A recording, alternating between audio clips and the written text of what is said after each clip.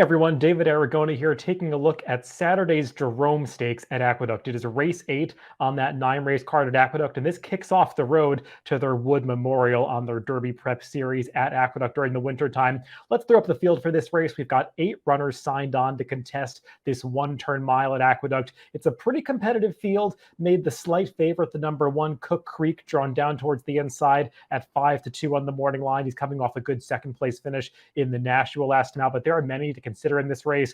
02035 who's switching from turf to dirt for the first time. Some runners to the outside coming out of stakes races like Mr. Jefferson, whereas Hagler and Courvoisier are moving up in class. So a lot going on in this Jerome. We'll see if any of them can step forward to make their presence felt in some of those Derby preps that will take place in New York, like the Gotham and Wood Memorial a bit later in this season. Before we get into the major contenders, let's take a look at the pace projector for this race, and kind of a murky pace situation. Not really sure who's going to seize the bull by the horns and go to the front end. The most likely candidate is probably that horse that's shown on the lead in the pace projector, the number 8 Hagler. He won his last start in gate to wire fashion, albeit setting a slow pace, but he's shown plenty of speed in his sprint starts. Other horses like the number 5 Smarten Up and the number 6 Courvoisier, they do have plenty of tactical speed, so they should be forwardly placed. And we'll see what the number 1 Cook Creek does from the inside, breaking from the rail. You'd imagine Manny Frank would want to secure some inside position, but he just doesn't appear as naturally fast as some other horses drawn to his outside. And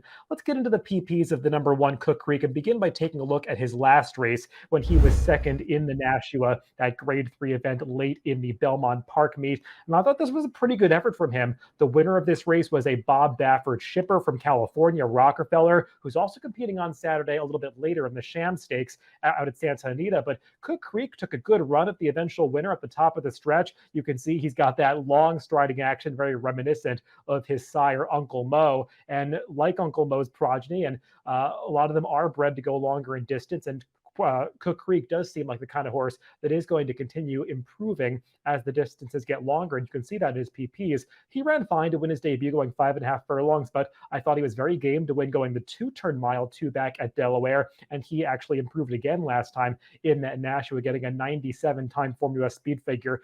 That figure last time out definitely makes him one of the major players in this race. It's not some kind of standout speed figure, though, so I'm not sure that I'd be running to bet him at 5-2 if he goes off at that short a price. I do think the public is likely to make him the favorite in this race, but he's definitely a contender. Again, we'll see what kind of trip he can work out from the inside post position, because this is a race where I'm not sure how quickly they're going to go on the front end. It could heat up, or they could defer to one horse that takes the early lead. We'll see how that all shakes out. Another horse that is going to be very dependent on the pace is the number 3, 02035. Let's take a look at his past performances. He's, as you can see with all of those green color-coded speed figures, he's been running exclusively on the turf in all 6 of his prior starts. Interesting that they went right to turf with this horse, given that he is a son of Union Rags. Union Rags, as a sire, not really known as much of a turf influence at all. If anything, he's usually a negative turf influence with horses, but 02035 does have a big turf pedigree on the dam side, a lot of European breeding. His dam is by Galileo, so that's apparently really coming through with this horse. He ran very well last time out when he just barely lost to Psy Dog in the Central Park Stakes at Aqueduct. He took the lead in deep stretch that day and just lost a heartbreaking head bob. That 101 time Formula Speed figure, if he translates that to the dirt, he's going to be awfully tough to beat in this race, but I have some real questions about this horse going from turf to dirt. George Weaver has decent numbers making this move, just 12 starters over the past 5 years going turf to dirt in stakes races. 3 of them won with a healthy ROI, but I'm a little bit skeptical about this horse, especially if he takes money. I think I pegged him at 7-2 on the morning line. That's not really sufficient value on a horse that does have a lot of questions to answer. Another one that could take some money drawn to the outside is that likely speed, the number 8 Hagler. Let's take a look at his last race when he won just 2 weeks ago at Aqueduct on December 16th. He was the heavy favorite this day, going off at 1-5, was originally part of a 2-horse entry. His entry made scratch, but Hagler still took all the money to go off odds on in this race. And you could see for a horse that went off at 1-5, he definitely made his backers sweat a little bit. He had a fight on his hands coming to the top of the stretch. He ultimately puts that number 6 horse, his main rival, away and draws off to win by about a length and a half when they cross the finish line. But you didn't want to see him have to work that hard, given how superior he looked coming into that race. And he was stretching out to the 7 furlongs that day for the first time, given the fact that he set such a slow pace. You can see those blue color coded time formula speed figures and that rising number pattern indicating how slow the pace was in that race. You would have expected him to have more of a sprint finish, but maybe the stretch out didn't allow him to come home as quickly as you would have expected. And now he's stretching out once again to go the one turn mile. He did get a big 103 time formula speed figure 2 back, and I do believe that's the highest time formula speed figure anybody in this field has earned. However, a lot of horses that have come back out of that October race at Belmont, they really have not repeated their speed figures, and most of them have regressed in subsequent starts. A lot of the horses that finished directly behind him have taken big steps backwards when they ran back. So that makes me a little bit doubtful about the quality of that maiden race that Hagler won. And he does have much more of a sprint pedigree on the dam side. So I'm a little bit skeptical about Hagler getting this distance. Another horse that I do think is worth taking a look at is the number 7, Mr. Jefferson. Let's actually go 2 back to when he won his race at Laurel in early November.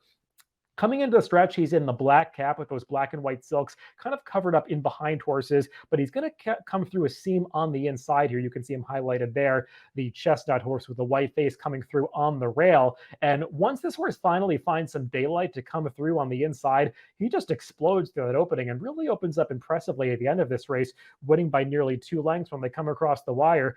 Michael Trombetta, he knows how to handle a good horse. He actually won the Jerome 2 years ago with a nice runner named Independence Hall, who's since gone on to do some nice things. And Mr. Jefferson, they stepped him way up in class to try the big boys in the Remsen last time, and he was not disgraced in that race. That was a slow-paced race, going a demanding 1.125 miles around 2 turns at Aqueduct. He actually made a nice move coming to the quarter pole to challenge for the lead before getting turned away by Mo Donegal and Zandon, who are just superior rivals to what he's facing in this Jerome. So turning back to the 1 turn mile, I think that Mr. Jefferson can take another step forward, and that 94 time formula speed figure puts him in the mix. So he's definitely one that I would consider a contender in this race.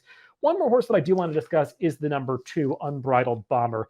Let's take a look what he won his maiden race last time out on November 7th, closing weekend at Belmont Park. And he's another horse that's going to make a run through on the inside. There he is in those red blinkers coming through along the rail to make a good determined run up the inside to win this race, to break his maiden and career start number 4. The number 5, Authorized, who was a big favorite in this spot. He had controlled the pace on the front end, albeit an honest pace. But I thought Unbridled Bomber showed some real tenacity to come up the inside and beat that horse on the finish line. He's just the kind of runner that has taken a little bit of time to figure things out. He's this big, goofy son of upstart who just kind of looked like he had no clue what he was doing at the start of his career. You could see his performances were just uncompetitive through his first couple of starts, but he showed some signs of life 2 back when he really figured things out in the second half of that 1.16 race at Belmont. And I thought last time out, he put it all together. He was much more engaged early, racing in the bridle. He did get a fast pace to close into. You can see those red color-coded time formula speed figures. But again, I liked the way he came through on the inside and finished off that race stoutly. That was a day, November 7th, that I have seen some chatter about. Maybe the rail was a good place to be. I'm of 2 minds about it. There were very few dirt races that day at Belmont, so I think it's hard to really have a strong opinion. And the 2 races that did seem to have an inside flow were both maiden races with lightly raced horses. So I don't want to put too much stock in that. Unbridled Bomber is a horse who's been improving with every start. And I think if the pace does heat up in this Jerome, he's one that you do want to consider at a price. I pegged him at 8-1 in the morning line, and he's probably the biggest price of the horses that I'm considering. So as we throw out my picks for this race, you can see I did put him on top. I'm going to try to go for a bit of a price to find some value in this Jerome. And I do think Unbridled Bomber will offer that, going out for low profile connections with those slightly inferior speed figures, but that improving form pattern. I think he's got a right to take another step forward if he gets the pace to close into. I've got that very logical favorite, the number 1, Cook Creek, in second, and the number 7, Mr. Jefferson, in third. I think they're the 2 strongest contenders of the shorter prices, but I'm going to go for a bit of a bigger set of odds with the number 2, Unbridled Bomber, in the Jerome on Saturday at Aqueduct. Good luck if you're playing this weekend.